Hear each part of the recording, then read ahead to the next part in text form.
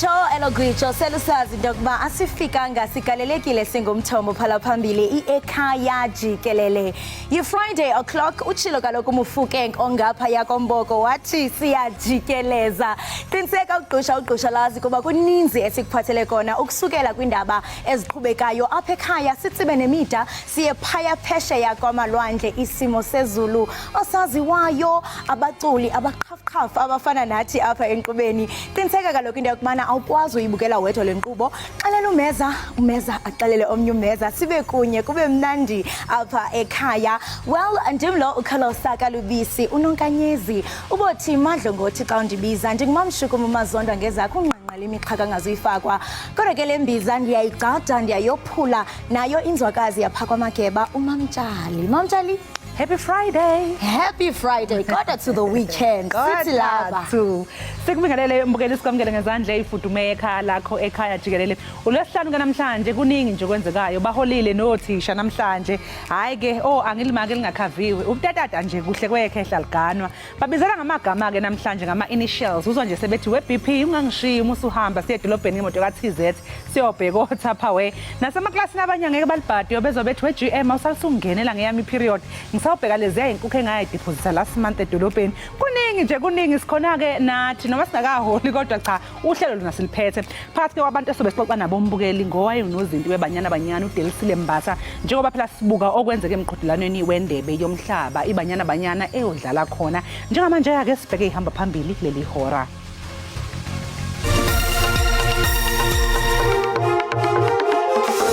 On the rampage, destroying the economic aspect. Umongameli uCyril Ramaphosa uthi akazikhathazi ngezidubedube zaqhubeka kunyaka owaphana ku-2021 ebethetha ke ngesigqibo esithatyathwe yinkundla yomgaqo siseko echithe isicelo sesibheno sesebe lenkonzo zoluleko. I ban it intentionally. Me, Christmas Zandile Mafe. I wanna ban it more if it doesn't move to Bloemfontein or Pretoria. uZandile Mafe obhekene necala lokungqongqisa izakhiwo zePhalamende ngomlilo ubethe ukuthele eveva kanti ugcine esetshela inkantolo ukuthi iPhalamende walishisa ngamabomu. Umbutho wembaleki Athletics SA ufunge ngelithi uza kumnika inkxaso nakwesiphi na isigqibo asithathayo uCaster Semenya emva kwedabi lenkundla aliphumelele kutshanje.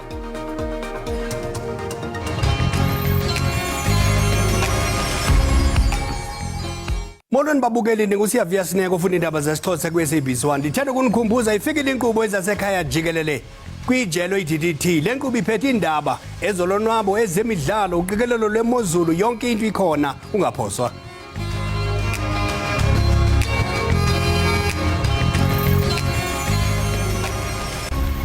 Umengameli wezwe uCyril Ramaphosa uthi akumthusi nakancane ukuthi kungase kuqubuke izibhelu ezaqubuka ngoNtulikazi wangonyaka u2021 ngesikhathi kuboshwa owayengumengameli wezwe uJacob Zuma. Umengameli Ramaphosa ubephawula ngesinqumo senkantolo yomthethosisekelo ngokuboshwa kukaZuma. No. I'm not scared at all. Our security forces are very well prepared for anything. So have confidence. I haven't read both judgments. I've been busy the whole day.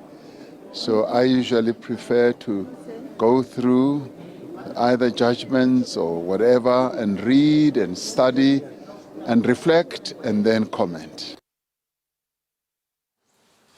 Udokotela wezengqondo owaqokwa inkantolo uthole ukuthi uZandile Mafe osolwa ngokungqongqisa ngomlili sakho sePhalamende akekho esimweni somqondo esifanele ukumelana nokuphekwa ngemibuzo phambi kwenkantolo malungana nezinsolo anindeka kuzo.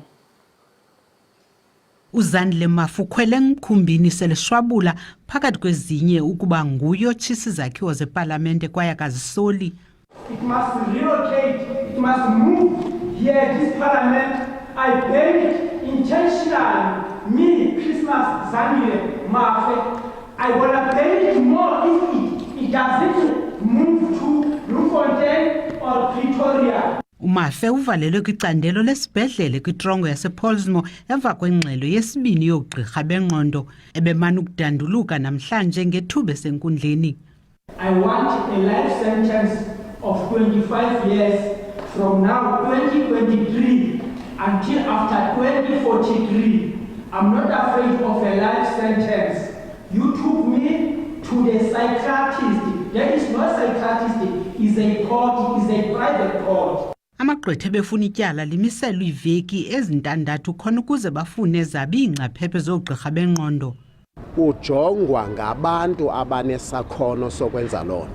Uxhomekeke wena ke njengegqwetha kubantu abanesakhono sokwenza loo nto. Ujaji Rasmus ukhalimile ngokulibaziseka kweli tyala ekhala nokungabikho nxibelelwano ngakumagqwetha kaMafe naxa ingxelo kagqirha ibikubo ngaphezu kwethuba elingangenyanga.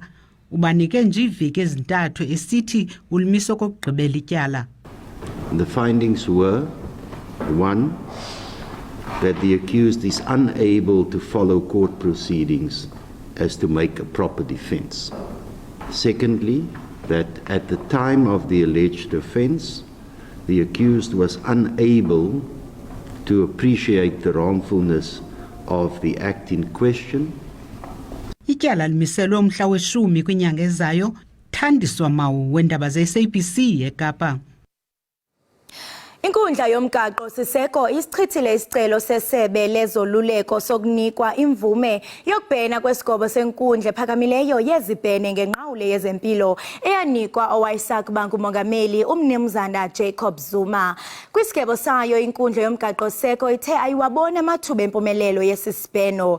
Isebe lezoluleko belifuna ukubhena kwisigwebo sokuba ukhululwa ngenqawule kukamnumzana Zuma kwakungekho mthethweni. Inkundla yezibheno yakugweba ngelithi wayesakuba ngumkomishinala wenkonzo zoluleko uArthur Fraser wamkhulula ngokungekho mthethweni umnumzana Jacob Zuma ngenqawule yezempilo. Umnumzana Jacob Zuma wathothoza inyanga ezingaphansi kwezimbini kwisigwebo seinyanga ezili-15 kwiziko loluleko laseMtshezi KwaZulu Natal. Isigwebo senkundla yomgaqo seko sithi makabuyiselwe kweliziko loluleko umnumzana Jacob Zuma agqibezele isigwebo sakhe. Umnumzana Zuma wagwetywa inyanga ezili-15 entolongweni emva kokudelela umyalelo wenkundla yomgaqo siseko wokuba avele phambi kwekomishoni eyayiphanda kubanjwa karhulumente ngobhongwana. Kusenjalo sekuphela iminyaka emibili kwaqubuka izibhelu zangoNtulikazi ka-2021. Lolu dungunyane lwasuka emva kokuboshwa kwabe umengameli wezwe uJacob Zuma ngelithi washaya indiva umyalelo wenkantolo. Intatheli ke engumdidiyeli walolu hlelo Ekhaya Jikelele unqubekwa kwaNzimande usihlanganisele umbiko olandelayo. Mhla zingama-29 kuNhlangulana ka-2021 wabe ngumengameli wezwe uJacob Zuma wagwetshwa izinyanga eziyishumi-15 ebhadlejele ngenxa yokushaya indiva umyalelo wenkantolo. Lokhu ke kweza emva kokuthi enqabile ukuvela phambi kwekhomishana eyabe iphenya izinsolo zokugwamandwa kwamandla ombuso lapho amajaji akhala ngokuthi uphume umkhankaso okuthunaza isithunzi sezinkantolo kuleli. Inkantolo yomthetho sisekelo yambekela umnqamla juqu ukuba azinikele ophikweni lwamaphoyisa eSABC kungenjalo akhalelwe amasongo kaSigonyela mhla ziyisi-7 Ntulikazi. Ngosuku kwakufanele aboshwe ngalo abalandeli bakhe babuthana ngaphandle komuzi wakhe eNkandla emzamweni yokunqanda bakwaZidlodlo kuba bafinyelele kuye. Kepha kwathi sekusebusuku uZuma wavuma ukuyovalelwa ejele laseSikhoti.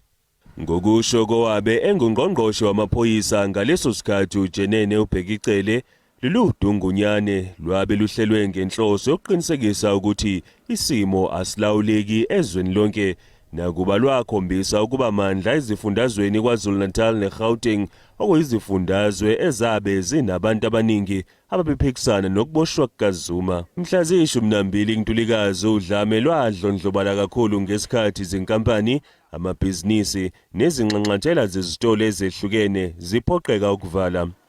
Ngokusho kombiko ovela kuhulumeni bangama354 abantu abaphangalala kulolu thuthuva kwaboshwa abayizinkulungwane ezinhlanu ngezinsolo zokuphehla udwishi emphakathini.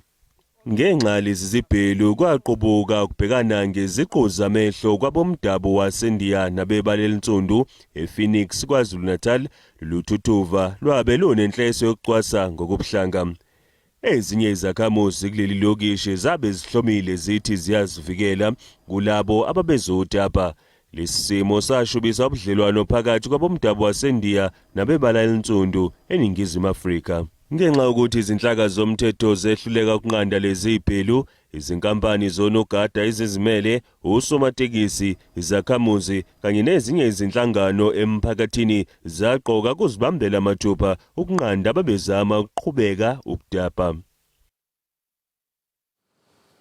Inkantolo yomthethosisekelo inqume ukuthi kwabe noma ke sabe singenawo ucopho isinqumo sikaMengameli uCyril Ramaphosa sokumisa uadvocate Busisiwe Mkhwebane njengomvikeli womphakathi. Inkantolo ibalule ukuthi lesi sinqumo sikaRamaphosa sabe singadala ukushayisana phakathi komsebenzi kaRamaphosa njengomengameli kanye nezinto azenza ngasese eplazini lakhe iPhalaphala. Ugcejwe olunyudumo olungophiyo kwezomthetho umkhuseli woluntu onqunyanyisiweyo uadvocate Busisiwe Mkhwebane emva kokuba inkundla yomgaqo siseko igqibe kwelokuba sasikhona isizathu esinesihlahla sokuba umongameli Cyril Ramaphosa amnqumamise esikhundleni. The president did not suspend the public protector to prejudice her. The suspension is only a precautionary one and does no harm to her, as she remains on full pay, has time to properly attend to her defense in the Section 194 inquiry, and suffers no reputational harm, as she is already subject to a highly public inquiry. Esisigwebo sifika ngethuba igqiza le-Section 194 beliqhuba uphando malunga nokulungela kukaMkhwebane ukuba kule ofisi. Umongameli Cyril Ramaphosa usamkele esisigwebo. President Ramaphosa has noted and welcomed the Constitutional Court decision on the suspension of Advocate Busisiwe Mkhwebane. The Constitutional Court judgment affirms the fact that the President acted within the rule of law, and it also affirms the President's adherence to due process and fairness. Kusenjalo iDA ithi inkundla yomgaqo siseko ithatha isigqibo esifanelekileyo. I think it is just another indication of how unsuitable she is to be the public protector, and I think it is just another indication how we need this Section 194 process to conclude as quickly as possible so we can close this chapter on this terrible public protector. Ukanti EFF ithi nangona isithobele sisigqibo kodwa ayihambisani naso esisigqibo senkundla yomgaqo siseko. Well, we disagree with that, and it is well within the rights of the EFF to disagree with the court. We respect the decision of the court, but we don't agree with it.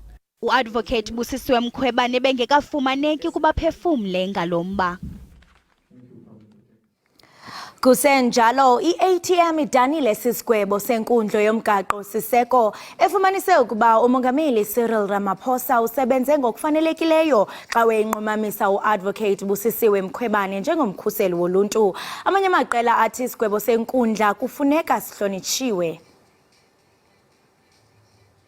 While we are not surprised by this judgment, given the history of unfair and bizarre judgments whenever Advocate Busisiwe Mkhwebane appears before the Apex Court, we firmly believe that this judgment does not reflect the principles of justice and impartiality. The African Transformation Movement remains steadfast in the view that the president's decision to suspend Advocate Mkhwebane was retaliatory and irrational in nature and therefore unlawful. The ACDP does think that it is rather unfortunate that the president's timing to suspend the public protector took place 2 days after she had indicated that she would investigate the theft at the president's Phala farm. This, we believe, left room for the public to assume that he had an ulterior motive to suspend the public protector. In the view of the ACDP, the President of South Africa has a case to answer as found in the Section 89 Committee, and answer he must. The Apex Court has now decided that the suspension of Public Protector Khwebane by the President of the country, there was nothing untoward about it, and it stands. So they upheld that decision, and as the IFP, we respect the decision that was taken. The finding of the Constitutional Court that President Ramaphosa acted rationally and in his rights to suspend the Public Protector Busisiwe Mkhwebane is proof that millions of rand of taxpayers' money was wasted on legal costs. She is trying everything to prevent a finding and finality before the 15th of October, because if she survives until then, she will get all her benefits as public protector. uMakhothi Thobakgale ungumkhomishana womnyango wezokuhlunyeleliswa kwezimilo kuzwelonke owachithile amahemhemo athi uphathwa ngendlela eyahlukile kunezinye iziboshwa udokotela uNandipha Magudumana ongomunye wabasolwa ecaleni lokuboshwa kwethulo lokweqakatha boBesta ejele. Amagosa alichaze eliziko ligcine uMagudumana njengendawo yokuqinisekisa kuba amapanjwa wazonzakalise okanye abe semngciphekweni wokugqithisa amafu. Ngokutsho kamkomishinala, isisele ekugcinwe kuso Magudumana sesona sakhe sakhuseleka kweliziko. Uthi Magudumana ugcine kwelicandelo kuba elipanjwa elisemdleni woluntu jikelele. In this section, they are under a watchful eye 24 hours, 7 days a week. She is eating food from the facility here. She's not under any special diet. If that was the case, it would have been sanctioned by the correctional facility doctor. Thobakgale uthi zikhelekile inkqubo zotyelelo kumaziko oluleko. This is a normal common visit that I do. The only thing that is a difference is because we are with you, because we wanted to make it a point that South Africans can see that there is no preferential treatment that is given to this offender, as you know, she is always singled out, and the other one also, Thabo Bester, is always singled out. Ibanjwa kwisaloni yeliziko loluleko liqinisekise kuba likhe lincokole noMagudumana yaye uMagudumana uzenza ngokwakhe inwele kule saloni phambi kokuya enkundleni. Umkomishinala kwaphose iliso kwithala lencwadi leliziko nelisetyenziswe kuMagudumana kuvela ngobuxhakaxhaka bobuchwepheshe kwinkundla kaMantyi yaseBloemfontein ngoMeyi. Kusenjalo isibheno sikaMagudumana ngokubanjwa kwakhe eTanzania siza kuxhotshelwa kwinkundla ephakamileyo eFreystata ngoLwesihlanu. Magudumana ubhenele kwinkundla ephakamileyo ngelokucela umngeni kubanjwa kwakhe kwelalizwe ngo-April. Bekubanjwe intlanganiso noluntu eMakhanda namhlanje nalapho uninzi labantu lungahambisani nokufudiswa kwenkundla ephakamileyo eMakhanda isiwe eBhisho. Umphathisi wezobulungisa uMnumzana Ronald Lamula ebeyizimasile le ntlanganiso. Isigqibo sekomishoni kaMuseneke eyayiphanda ngalomba sizakukhutshwa kungekudala. Ingxelo yethutyana iphakamisa ukuba le ofisi yenkundla ephakamileyo ifudiswe isiwe eBhisho. Kodwa abahlali bayakhaba nesisiphakamiso. Le ngxelo ibanga ngelithi ukuza kusondeza inkonzo zobulungisa kufutshane kuluntu kwaye iofisi yenkundla ephakamileyo iba kwidolophu engundlunkulu wephondo. Kweli phondo lodolophu yiBhisho. Access to justice is not just about physical access, and so we have put forward for ministers' consideration a report which was provided by the former Chief Justice Arthur Chaskalson, where he clearly indicated how the jurisdictional boundaries can be reconfigured. Masipala waseMakana uthi ukuba iyafuduka le ofisi yenkundla ephakamileyo kule dolophu iza kuba negalelo elibi kuqoqosho oludodobalayo lesi sixeko.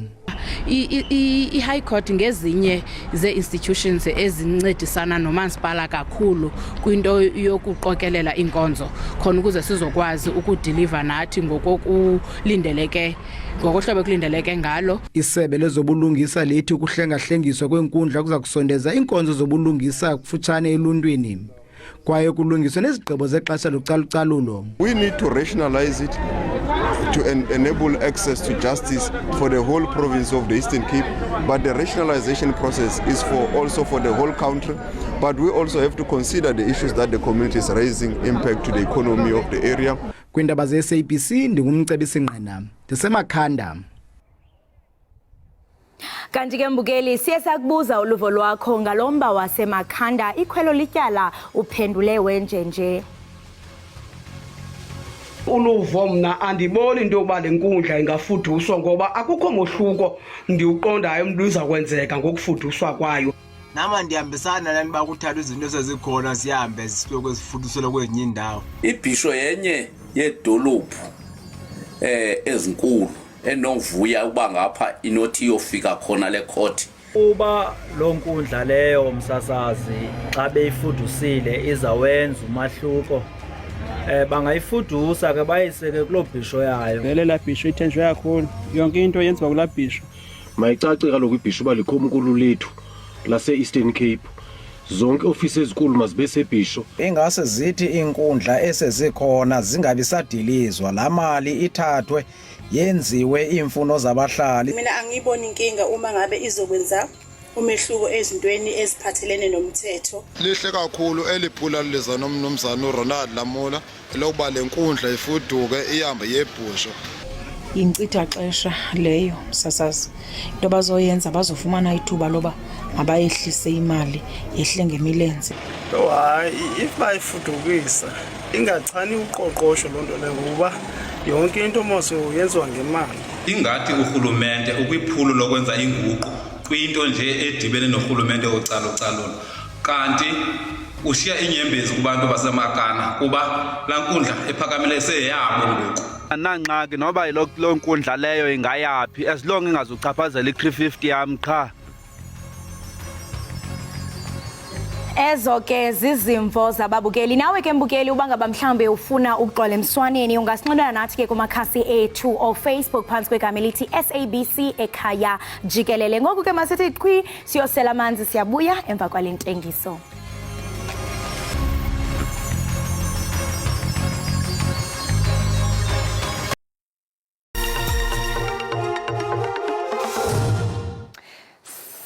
Sikwamukele mbukeli Ekhaya Jikelele. Uma ngabe iqembu lesizwe liya empini lisuke ligabe ngabadlali abenza imisebenzi eyahlukahlukene ke enkundleni. Abanye kusuke kulindeleke ukuthi bavimbe zingangeni izitha zizenzela umathanda kanti ke abanye kusuke kulindeleke ukuthi ke baqhulula amagoli ukuze phela iqembu linqobe. Kunomdlali ke osuke enganakiwe kakhulu owunozinti yena osuke elindeleke ukuthi avimbe amabhola asuke ethunyelwa izitha. Umbukeli uyamkhumbula uDesiree Ellis esaqobela amagoli eqenjini lesizwe banyana kwakuno nozinti owayebamba impukane uDelisile Mbatha. Njengoba nje ke ususemome umqhudelwano wendebe yomhlaba kwabesifazane simcinge samthola kanti ke sinaye lapha ocingweni. Delisile siyajabula kuba nawe sikubingelelo hlelweni. Ngiyabonga kakhulu sawubona sisixolo ninjani ngiphinde ngibingelele futhi nabalandeli bejikelele news. Hayi siyajabula ukuba nawe siyaphila kakhulu. Hayi mehlo madala impela usaziwa ngabe uqashephi? Ngisaqashe khona la eMzansi ngidla eJohannesburg ngokuhlala kodwa ke ekhaya kuseNewcastle. Kanti uphuma enyoni khahlela. Yebo ekhaya. Oh all right. Wetele akusixoxele nje ukuthi kwakunjani ukuvimbela iqembu lesizwe. Umthwalo ongaka ingabe nje yayinjani incindezi? Kwakumnandi kakhulu yayingekho ingcindezi ngoba uSafa wayenza sure ukuthi sithola i-training efanelekile ekumele ibe sezingeni ukuze sikhone ukudlala kahle sikhone nokuthi sivimbe izizwe zonke ezifuna ukuzongena kuzoqobhoza ngasemapalini ethu. And kwakumnandi kakhulu ngoba ngangine defense enhle esas-understandana nayo kanti ne-support nje eyo goalkeeper engangisebenza nabo yayinhle kakhulu. Ngiyacabanga nje namanje ukuthi kulokho kwaqala lapho iSouth Africa yalokho iproduce goalkeeper abakhulu abasezingeni lomhlaba ukuthi njengoba phela amazinga amathuba ayengatholakali ngaleso sikhathi ukuthi umuntu odlala la phesheya kodwa manje asevulekile. Manje Wedele awusixoxela ukuthi uzufika kuyibanyana banyana babekuthole kanjani noma wawudlala kuphi? Ngangifadlala ekhaya ngangidlalele iOsima Juventus kwakunale lihlelo la SAFA ngama interprovincial tournaments esasithi mangabe sikwenziwe izikwadi zama provinces zonke nami ngangiqhamuka esikwadi sase KZN sasidlala nezinye izikwadi bese ke ba selecta ke lapho baqoke and then mangabe sowuvelele bakuthathe bayokutraina bayokujimisa ukuze nawe ube sezingeni elifanelekile. Hayi ngiyazi Deli ukuthi ngesikhathi usadlala nawe wawudlala naye umqeqeshi osewumqeqeshi manje uDesiree Ellis. Ngabe nje ngesikhathi nisadlala ngalezi ayikhathi wayengabe wayemuntu onjani? uDesiree wayeyilida uDesiree kwakumnandi kakhulu ukudlala naye kwakuwumuntu owayefike ayeqala alidefende aphinde futhi alicele noma sesiliwinile sihambe nalo sephambili wayene discipline very disciplined angimangali nje ukuthi abe national coach wethu ngoba vele bekumfanele ngoba uthemba noma seqedile ukudlala wazihlupha futhi wayenza icoaching khona la eSouth Africa. Ibanyana ke njengamanje ke isenkanjini uma ucabanga nje ngabe bazizwa kanjani ngiyacabanga ukuthi hey no valo lithebhe libabulele. Hayi kufanele le stage abakuso ufanele impela bathuke kunormally i-stage nathi esasihlale sifisa ukuthi sidlale kuso kodwa ke ngalezi ayinkathi kwakusesenzima ngoba kwakusangena nje ama-team amabili kuphela sasihlushwa kakhulu Nigeria no Ghana noma thola ukuthi sesibashayile kodwa uthola ukuthi bengasiwona ama-qualifying game kodwa nje sasiba nebhadi mangabe sekumele siyodlala i-World Cup uthola ukuthi sikhishwa iNigeria. Kwaqala kithi ke ukuthi siba-challenge Nigeria. Ngiyajabula manje mase sengibona izingane zethu sekuyizona seyingenile zawusirepresenta. Ngiyathemba laba khona bajabulile kumnandi kodwa ke futhi umsebenzi omkhulu ubayazi ukuthi bamele umsebenzi omkhulu ukuthi badlalele isizwe and basirepresente kahle njengesizwe sesemzathu. Ngeyikhathi zenu ngiyazi ukuthi ke zazikhona inkinga noma ingqinamba enanibhekene nazo njengabadlali nje ungasibalela mhlawumbe okubili okuthathu nje ukuthi ikuphi lokho enanibhekene nakho nina ngeyikhathi zenu. Thina ngekhathi zethu kwakunzima kakhulu ngoba sasingenayo i-National League i-league e-competent njengale Hollywood Bets. Sasiqoshwa nje emathimini ngokuthi sasidlala nje kuphela. Bona ke sekungcono manje bane league e-competent ngokuthi thina sasithi mangabe sifike ecampini uthola ukuthi sifika mhlamba sikho fit besingadlali i-league e-competent kodwa manje sekungcono sebethi mabefika bafika befit abadlali ucoach nje akumele concentrate kuphela ekutheni abuilde lapha nalapha ya ukuze team yakhe ibe ngcono kanti futhi ezinye izingqinamba esasibhekana nazo ukungabibikho ukuntula kweyiponsa bazingekho iziponsa zebhola labantu besifazane ngalezo inkathi leziyana sasidlala nje othandweni lalingenamali. Siyabonga futhi siyajabulela ukuthi manje sekungcono iziponsa ziyavela nesafusa isupporta kakhulu ingane noma kubuye kwaba nezihibe nje kodwa siyabonga ukuthi uphinde wayisolve inkinga ingane seyikhohliwe ilokho kubekwenzeka sezibheke phela empini. Kuyakuzwakaleke ukuthi ke abanye abadlali uma ngabe besenkanjini abayiphathi kahle noma ke basebenzisa uphuzo oludakayo bese ke beyojuxuza. Yini nje mhlawumbe ongayitshela abadlali bebanyana njengoba besenkanjini nje?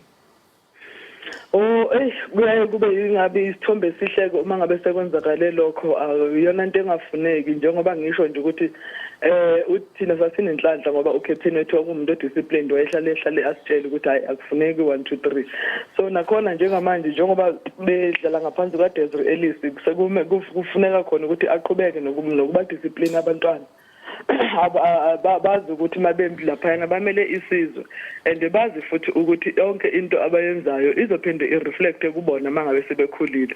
Ngisho nje labadlali abancane abangakafiki kubanyana ngiyafisa ukuthi ke bangazinaki lezi zinto zesizweni izinto ezifana nama drugs izinto ezifana nophuzo oludakayo ke bangayinaki ngoba mangabe umdlalo webhola especially usadlala nje usesemncane zimbili kuphela izinto kumele ufocus kuze empilweni ibhola ne-education kuphela akukho kunye. Ingabe muphi kumehluko owubona ugqamile uma ngabe ubheka abadlali ababefaka phakathi Veronica Phewa kanye noDelsie Mbatha uma nje baqhathanisana laba abamanje abafana noRifilwe Jani kanje? Umehluko engibukayo nje ogqame kakhulu ngathini ngokwebhola ngibona ukuthi akuhlukanga kangakho but ama opportunities asekhona yabona nje oRefugee sebadlala phesheya badlala eSpain baphinde badlalela ama team ase-Italy kuyasijabulisa lokho ngoba manje i-experience ye-international playing banayo mabebuya la ekhaya babuya bayiphethe kanti futhi nje ne-confidence ikhona ngoba abantu abadlalayo nje ama-weekend onke and mangabe bedlala amagame abawadlalayo abadlali nje amagame asehlathini badlala amagame a-international okuyiwona esiwadinga esifisayo ukuthi ngathi ngabe iqembu lethu lesizwe lonke badlala phesheya kanti futhi okungichaza kakhulu okumnandi ukuthi nalabo abadlala la ekhaya abahleli bajima kuma-team amakhulu o-Sundowns bajima ku-UJ bona ama-team adlalela ku-Hollywood's nawo asiphakamisile ngempela kakhulu i-standard. Manje kadeli ubabona bezohamba bafike kuphi-ke kabanyana kulo mqhudelwano? Akuze kuba lula for banyana kuzoba nzima kakhulu ngoba ama-team abadlala nganawo ama-team anamali adlala kumaliga amakhulu and futhi abadlali badlala bagcwele imihlaba yonke. Abantu nje abazosithanda ukusiphazamisa iSweden ngoba iSweden ineligi ephakeme. Kanti futhi nabadlali bakhona bagcwele umhlaba wonke abadlali kuphela eSweden badlala ku-England badlala ku-France so ibona abantu abangathanda ukusiphazamisa bese siyabuya siza ku-Italy i-Italy ingconywana sicishe silingane nayo ngokwegame kusengenzeka noma yini uma ngabe ukuthi senze yonke into right i-Italy singayishaya okusho futhi ngiyathemba futhi ukuthi sizoyinqoba umdlalo we-Italy and then mangabe sibuya sizwa ku-Argentina nayo i-Argentina iseseyintsha akakabi i-team engathi ingasinikeza inkinga kakhulu so lethu i-Argentina ne-Italy kuzomela senze sure ukuthi silenza izinto zethu ngendlela efanele ukuze siyinqobe le midlalo ngibona ibanyana iqhuba idlulela phambili ku-last 16 ngoba iphakamisile kakhulu and nesquad ucoach Desiree Ellis asikhethile ngiyasithemba kakhulu azange nje athi ngifaka ubani ngoba ngimjwayele ufake ngokuthi ubheka amava ubheke abadlali ngokuthi badlala kanjani nokuthi bazolisiza kanjani iqembu ukuthi liqhubekele phambili. Manje Tele ungathini-ke nje sesiphetha umyalezo wakho ongawuhambisi wedlulise eqenjini banyana ukubagqugquzela nje? Ngithi kubanyana leli ithuba elingajwayelekile okwesibili siya ku-World Cup okokuqala zange sikhona ukudlulela phambili zange sikhona nokuwina ngisho igame eyodwa asikhonanga nanokuthola iphuzu elilodwa so njengoba belaphayana nje eNew Zealand njengesizwe totally behind them siyabasupporta ukuthi abaqhubeke benze kahle and then uma ngabe ukuthi akuhambanga kahle ababuye ekhaya sizolungisa kodwa siyabathemba njengesizwe they are still our best asset sibathembile kakhulu ukuthi abaqhubeke abayibambishisa ngoba phela imbokode iyalenza icebo iphinde ibambe umese la osika ngakhona. Sibonga kakhulu-ke Delsile mbukeli obe Delsile Mbatha wayenozinti weqembu lesizwe banyana besixoxa naye-ke ngomqhudelwano wendebe yomhlaba. Mbukeli njengoba nje-ke ziyimfrayi namhlanje sinomculo uzuko SA kanti uzosipha umucu othi umkhonto ungahambi siyabuya.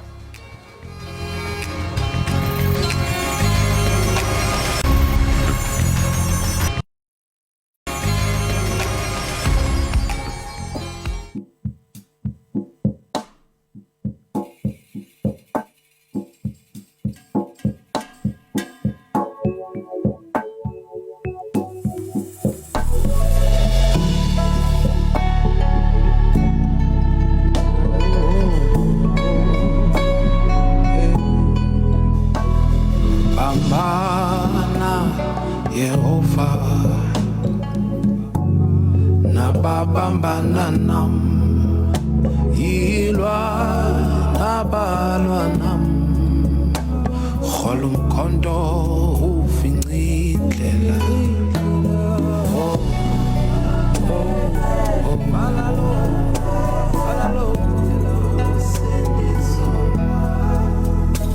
hamba nam Nkosi ndiyaphuma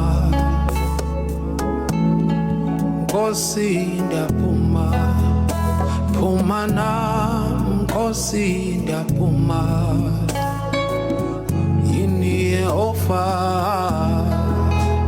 hamba nam Nkosi ndiyaphuma Nkosi ndiyaphuma Phumanam Nkosi ndiyaphuma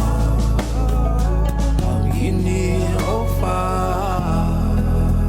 zonke izinto ezibekelwe mna nalapho igama lam libizwa khona mababhideke badale bahlaseke abasungula umphefumlo mababhideke badale bahlaseke onke amadolo ayoqoba phambi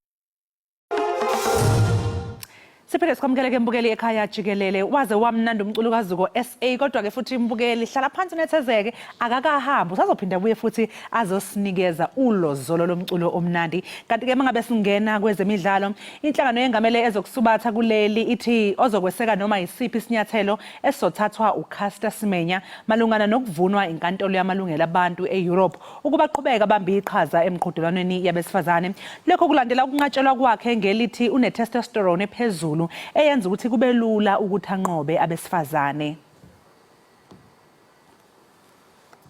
Attendi wokuba uSemenya uza kufaka umdliwo ngakwi-World Athletics ngenxa yokulahlekelwa ingeniso kule minyaka edlulileyo.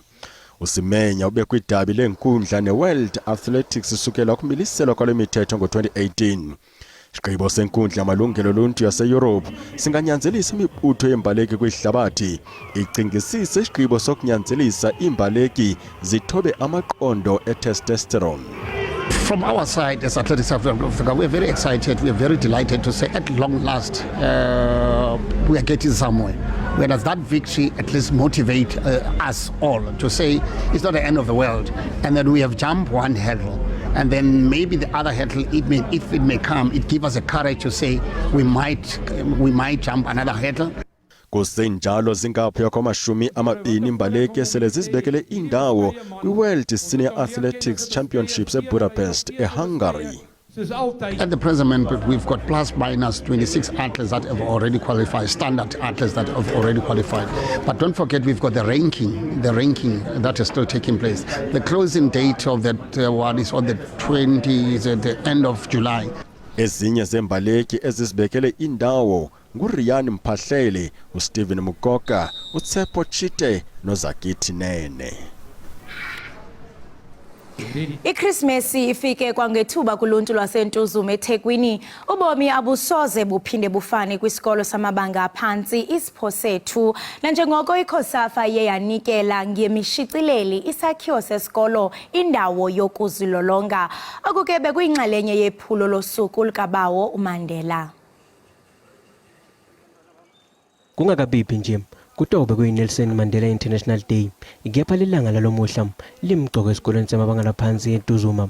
Lokhu ke kuyingcenye oluhlelo leCOSAFA lomnyaka yonke yokujikijela leJazz Vivanini yilekelele labaswele lidolobha leThekwini lidlala inzima lenkulu ekubaleni tikolo letimbili ukuthi tihlumule kule sendo seKhosafa. It is a very important day for us and also for the community at large because we've got what we were looking for. Nanobe lamaqembu amatasa ngiyaphathisa isikhathi sawo abayingcenye yokuniketwa kwetipho libambele imiceceshi wabafana Morena Ramoreboli kanye nemlingani wakhe longumceceshi weLesotho Leslie Noshim bapheleke duela vokapteni babo ngekwehlukana kanye nalabanye bomkantshubovu bebadlali bakadzeni. Really, it's exciting and I think this is our future and honestly speaking I think it's a very good gesture from Hollywood Beds, Khosafa, Safa and everybody who's involved in making sure that they bring smile to these kids. Isafa eThekwini inquzo takhamuti ukuthi tinakekele letipho letibuya kuKhosafa. Safa eThekwini was so happy about what is happening today because schools, especially in rural and township areas, are not receiving any assistance. They depend on parents only. Sikolo samabanga naphansi isiphesihle akusise kuphela isihlomule kulolu hlelo kepha nebuhle bethu lese Iindaba naso sizuzile njengoba inikete tembatho tevolleyball. Ukapteni wamabhokobhoko uSiya Kolisi uthi kunzima kakhulu ukukhula ngaphandle kotata. Uthi uzame ngandlela zonke ukuba izinto zihambe kakuhle notata wakhe omzalayo kodwa zange zilunge. uSiya Kolisi ke ujongene nomsebenzi onzima njengoko iBox ilungiselela umdlalo neNew Zealand. In the black communities, we have a lot of fatherlessness, and in the past, you know, there are reasons for it that I didn't know and didn't understand. And I realized that my dad's time was completely different to my time, and I didn't have that conversation until I was 30.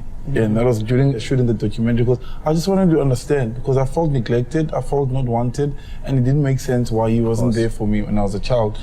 And then I had a conversation with him. I asked him, I'm like, my man, let's sit down, let's chat about this. And he didn't want to do it. I'm like, trust me, I've learned to speak. It releases so much. And so we sat and he explained to me. Mbukelisi qoqala phoke iindaba zemidlalo zehora lethu lokuqala. Qiniseka mbukeli into yobana awuyindawo kuninzi esikuphathele kona siyobhatala amatyala.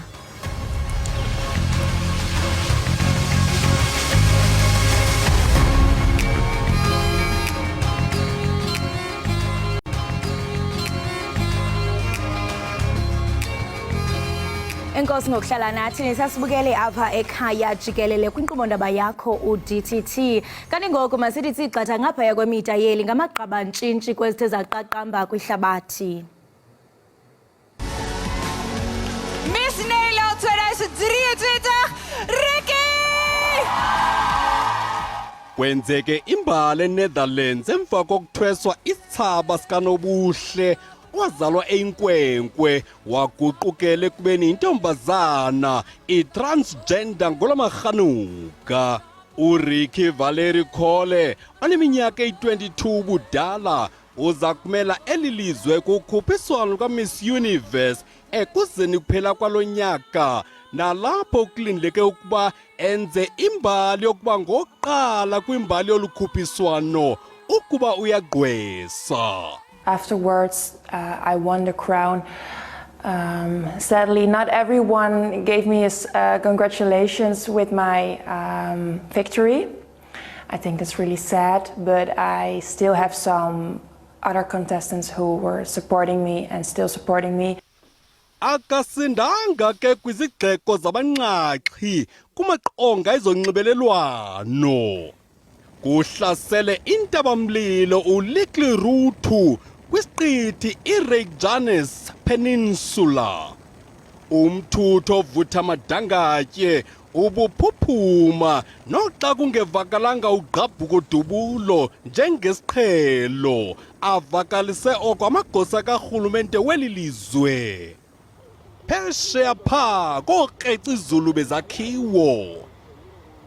Isijingitshane nezikhukhula zidlakaze ummandla waseChicago zanyanzelisa ukuvalwa mba kwezikhulo zenqwelomoya kusoyikiselwa ingozi. Akubikwanga zingcwelerha ngesi siganeko. Qakatha qelele kwelamandiya. Izikhukhula zishiye orisho abarhuqa inqwelo begabhule emanzini kwizitalato zaseNew Delhi. Isixeko esinabahlali abangama-20 ezigidi 20 million sigutyungelwe zizikhukhula sanyanzela ukuba uninzi lwabantu luzingele indawo zokugoba ityholo kwiinkampu zokhuseleko. Qongqololo.